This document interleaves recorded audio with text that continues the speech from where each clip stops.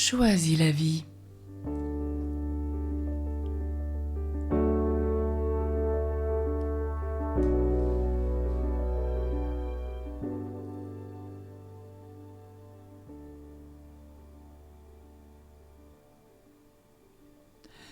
Vouloir toujours plus.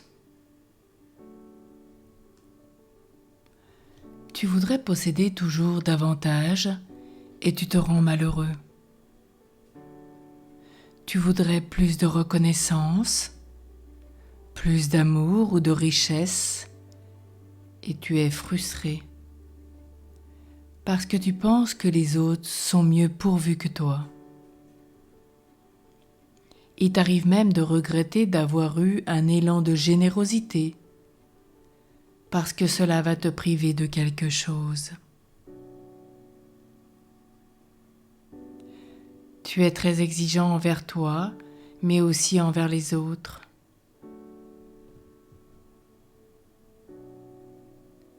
Certes, tu as un idéal et des valeurs élevées, mais remets un peu en cause cet idéal.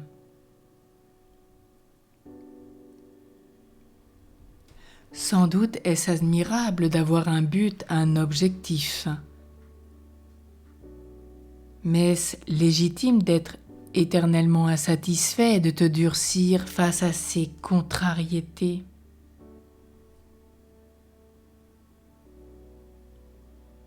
Te rends-tu compte de la pression que tu exerces sur ton entourage?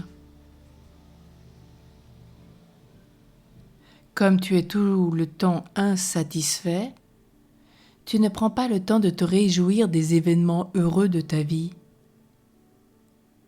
Tu ne sais pas t'arrêter dans ton travail. Tu exiges toujours plus de tes enfants, de tes subordonnés. Tu ne reconnais pas l'ampleur de la tâche fournie par ton employé et tu ne félicites pas ton enfant pour ses résultats scolaires parce que tu penses qu'il aurait pu mieux faire et tu le lui dis. Tu ajoutes même qu'il n'y a aucun mérite à avoir eu ces bons résultats puisqu'il a certaines facilités.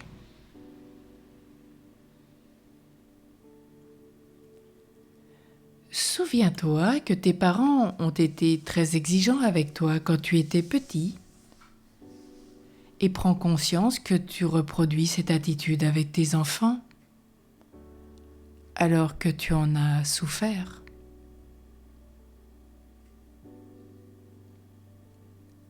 Cela ne te fait-il pas mal au cœur de t'en rendre compte?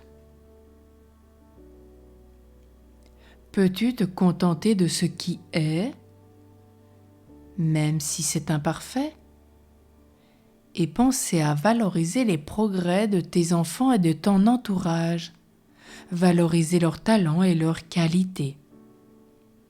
Cesse de voir leurs défauts.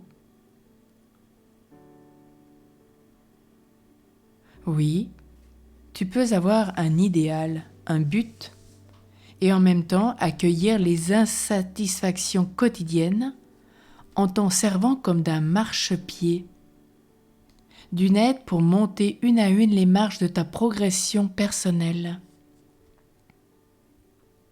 Car toi aussi tu es plein d'imperfections.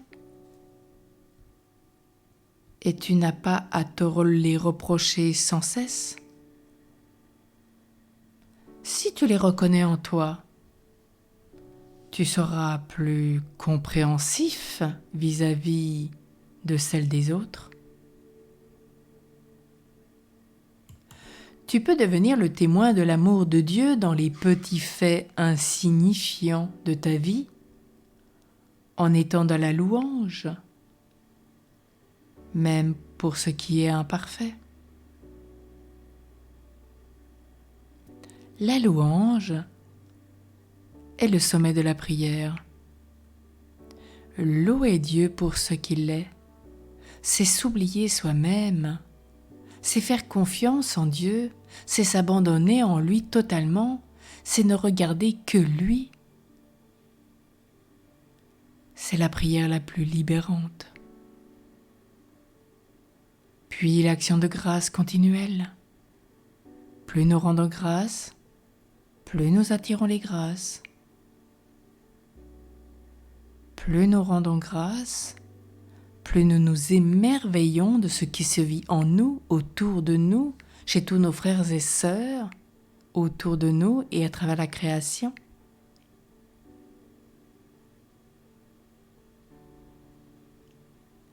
Oui, souviens-toi, il n'y a de perfection que dans l'imperfection parfaitement acceptée. N'est-ce pas la science des saints? Celui qui tombe et qui sait toujours se relever.